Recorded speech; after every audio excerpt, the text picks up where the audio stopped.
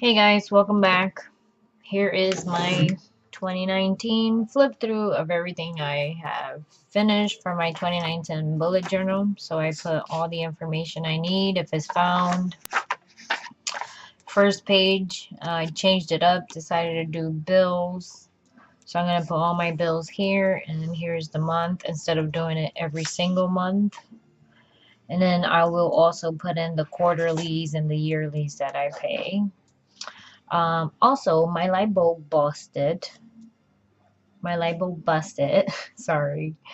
And for some reason, now the ink is actually black, but it looks brown because I use my Signal Uniball.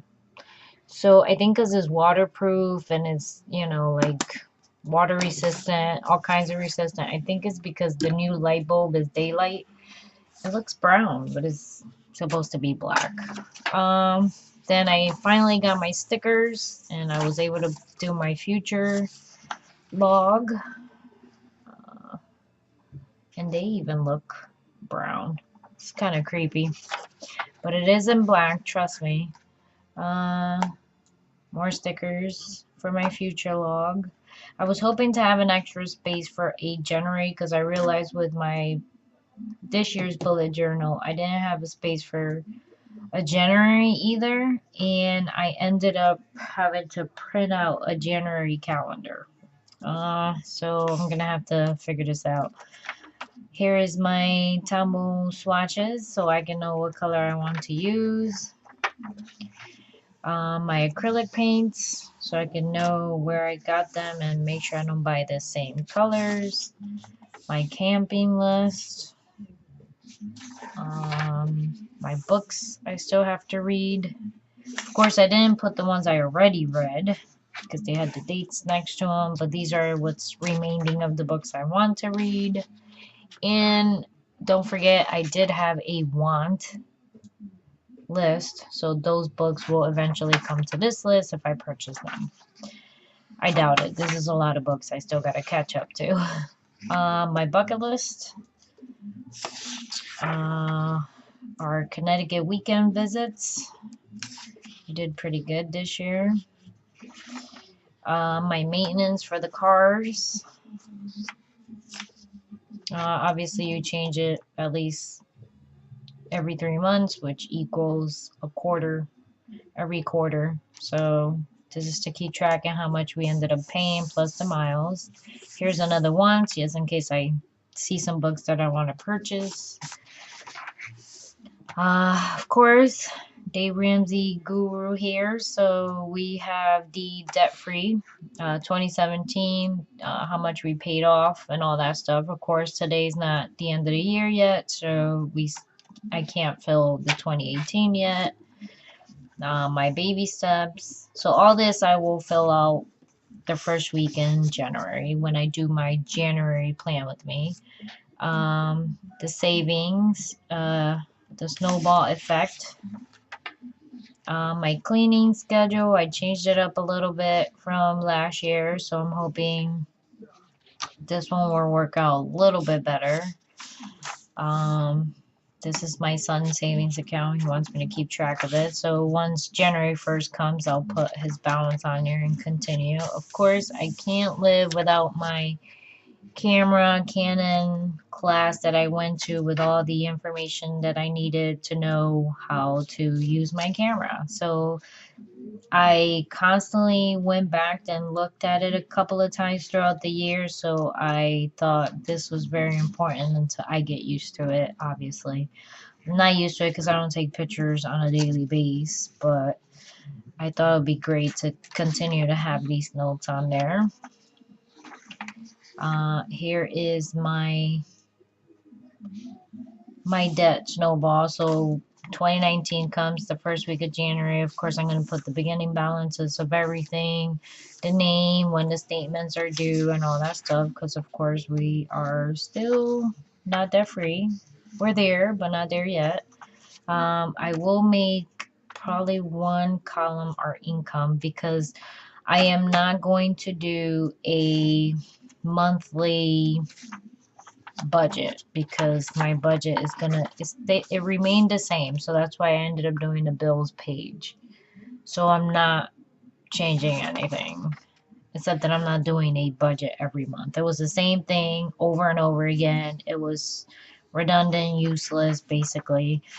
I kept going more to this and more to just see to make sure the bills were paid. So I was just checking them off. So that's why this will be more in handy when the time comes, because then I can check it off when I paid it.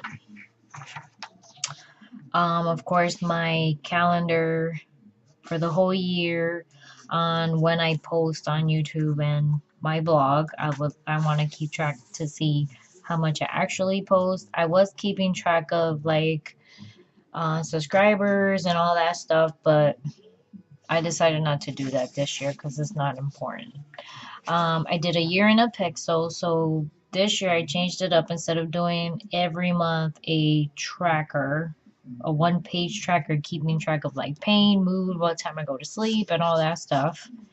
If you guys remember, I decided to do these two. These two are important, especially my mood and my pain levels. So it will be pain, sick, tired, and feeling blah would be on this side, and then happy, excited, angry, or stressed will be on this side. So the doctor wants to know, because obviously my iron levels will tell me if I'm, you know, sick, tired, and all that stuff, and if I need to go back for any treatments. So that's why I'm doing this.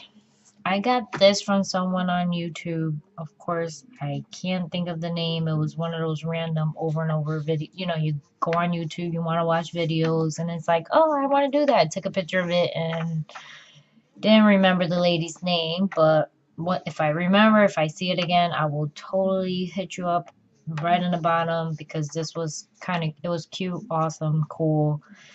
It'll be like a review of my 2019. When 2019 is over, it's like sort of like a review of everything. My top 10 achievements, people that inspire me, what I'm most grateful for, what I learned in 2019, what would I change, why, what didn't happen, how can I improve, how can I make the next year 2020 better. So I can't wait to fill this out, basically.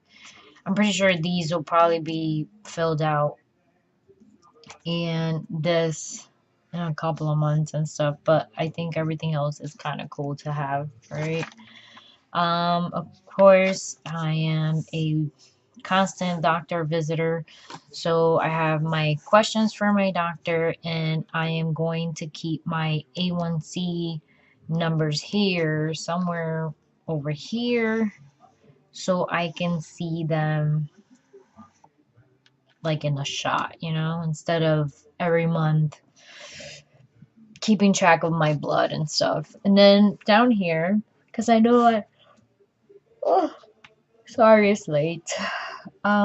Since I know I won't fill all of this with questions, at least with A1C it'll be like half of this if I do just A1C, and then the rest can be questions. And of course I am going to put in between, I'm not just going to skip one. I figured this would fit perfect here because I know I won't use all of that in questions. So I got my 2019 like pages and my dislike pages like I did in my other one. And I did realize I didn't do that much and I had a whole entire page. So I figure half. Watch my luck. It's gonna end up filling up and I'm not gonna have any space. Then my 2019 goals. I have a home goal that we want to do by the end of the year. I have a faith goal that I want to do and a family goal. So our home goals, the stuff that I want to do, definitely need to like, I want to organize my basement, put my motorcycle somewhere else. I want to organize my attic. We need to help my son organize his room before he leaves to the Marines.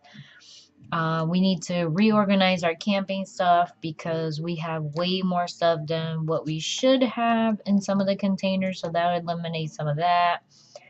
Here where I live, we can call the town and they'll have like a 1 day dump pickup and you don't have to dump anything. So they'll come and pick it up and they give you a day.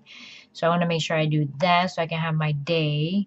So when we clean out the basement, everything can get tossed. Of course, we are Christians, so we donate whatever is good, and whatever is needed. Like whatever is still useful and stuff like that, we do take it to like Savers, Goodwill, and all that stuff. So we said the attic.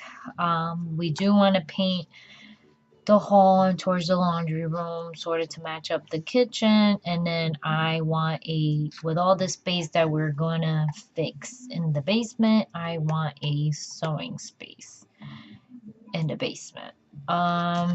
Then my faith goal is continue to go to church. I want to Bujo face stuff. So I'll explain a little bit more about that. Then more Bible journaling and Bible study with the ladies from church. I want to do at least 3 times a year. Try to get that going. Bible journaling, I want to do it at least once a week because I want to. One of my other goals on the family and other side is more watercolors, so that would go hand in hand. The Bujo faith is I do have all these Bible journaling kits from like Creative Retreats, Faith, Illustrated Faith. I have a bunch of them that I haven't been able to use. I am thinking about using them when I do my weekly spreads. So that's why I try to maintain everything more into space. So that's why I'm not having a every monthly budget plan. I kept it just one.